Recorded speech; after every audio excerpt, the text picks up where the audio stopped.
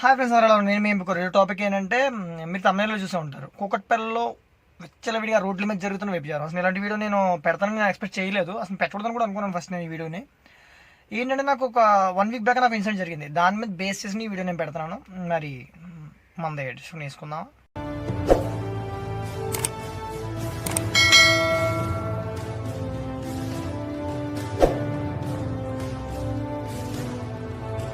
మనం టాపిక్ వెళ్ళిపోతే టాపిక్ ఏంటంటే కేపీహెచ్పి దగ్గర, కూకట్పల్లి దగ్గర, జేఎన్2 దగ్గర రకరకాల ఏరియాల్లో మన ఎల్బీ నగర్ కావచ్చు, కొత్తగూడ కావచ్చు, కోకాపేట కావచ్చు, చాలా ఏరియాల్లో విపరీతంగా వ్యభిచారం జరుగుతుంది. ఇంక్లూడింగ్ అమ్మాయిలు, అలా సంథింగ్ జనరల్ ఉంటారు కదా, వేరే జనరల్ ఉంటారు కదా, వాళ్ళు కూడా.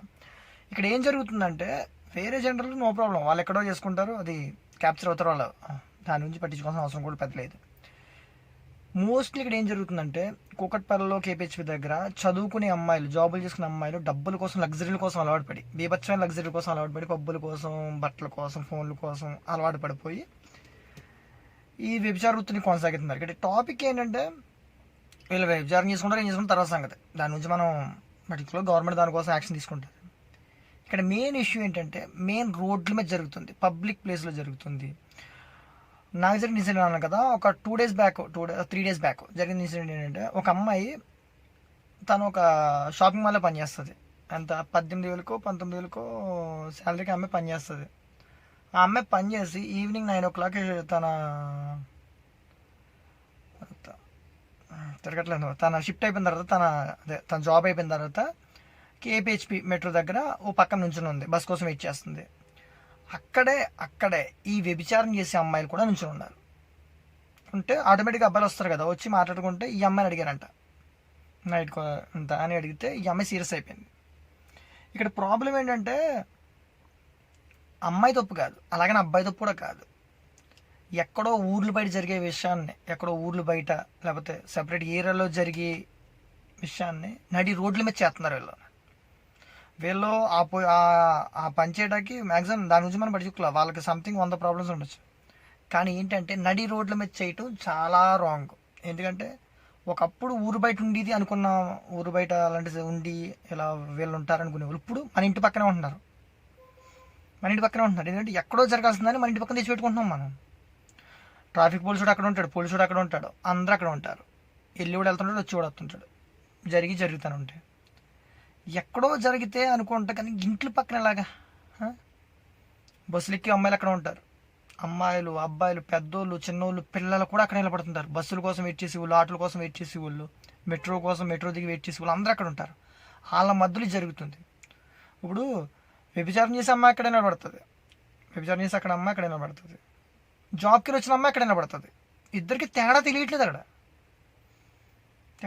ఎందుకంటే ఎక్కడో ఉంటారంట అనేది అయిపు లేదు. ఇప్పుడు వీళ్ళ మధ్యలో ఉన్నారు కదా, ఏమో ఈ అమ్మాయి జాబ్ చేసిన అమ్మాయి, ఆ అమ్మాయి అవ్వచ్చు, సాఫ్ట్వేర్ ఎంప్లాయ్ అక్కడ నిలబడి ఉంటుంది, వెహికల్ కోసం, కార్ కోసం, క్యాబ్ కోసం నిలబడి ఉంటుంది. ఆ అమ్మాయి కూడా అంతే, అదే అనుకుంటారు అందరూ కూడా.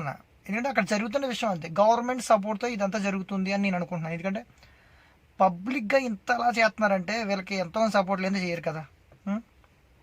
వీళ్ళకి ఎంతో కొంత సపోర్ట్ లేనిదే వీళ్ళు చేయరు. ఇక్కడ ఏంటంటే ఇక్కడ ఓయో కూడా చాలా తప్పు చేస్తుంది. గంటకి అరగంటకి రూములు రెంట్కి ఇస్తుంది.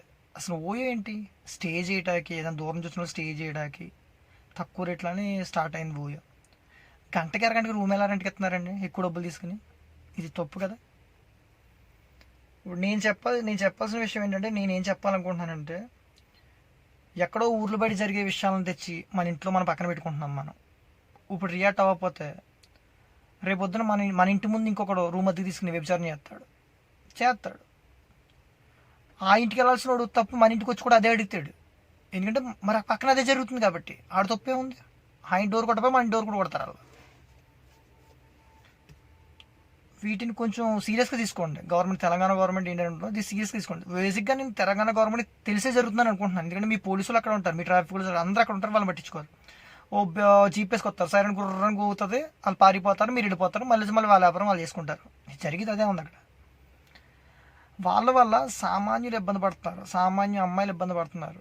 15,000 20,000 పని చేసుకునే అమ్మాయిలు వచ్చి అక్కడ క్యాబుల కోసం, బస్సుల కోసం నిలబడే అమ్మాయిలు ఇబ్బంది పడుతున్నారు. ఎందుకంటే 100 మేకుల మధ్యలో ఒక తుప్పటిని మేక పెడితే 100 మేకులు తుప్పడెత్తాయి. ఇప్పుడు ఒక అమ్మాయి ఒక డిగ్రీ చదువుకున్న అమ్మాయి తనకి జాబ్ దొరకకపోయి ఎక్కడో 20,000 30,000 జాబ్ చేసుకుంటుంది. ఇక్కడ 10th ఫెయిల్ అయిన అమ్మాయిలు, ఇంటర్ ఫెయిల్ అయిన అమ్మాయిలు వచ్చి రోజుకి వ్యభిచారం పేరుతో 10,000 సంపాదిస్తున్నారు. నీ పక్కనే ఆ అమ్మాయి ఉంటుంది, ఆ అమ్మాయిని వచ్చి మాట్లాడతాడు, రోజుకి 5,000 వస్తావు అంటాడు, ఆ అమ్మాయి వెళ్ళిపోతుంది. ఈ అమ్మాయి మైండ్లో తాటే ఉంటుంది, ఈ అమ్మ నెలంతా కష్టపడితే మనకు 10,000 20,000 కూడా రావట్లేదు, దీనికి గంటకి 5,000 వస్తున్నాయి, మనం ఇది పని చేస్తే బెటర్ కదా అని వస్తుంది. అంటే చెడుని పోషిస్తున్నాం మనం, చెడుని ఎంకరేజ్ చేస్తున్నాం మనం అక్కడ. అదే అమ్మాయిలా అక్కడ లేకపోతే ఈ అమ్మాయికి థాట్ ఉండదు కదా, అంతే కదా.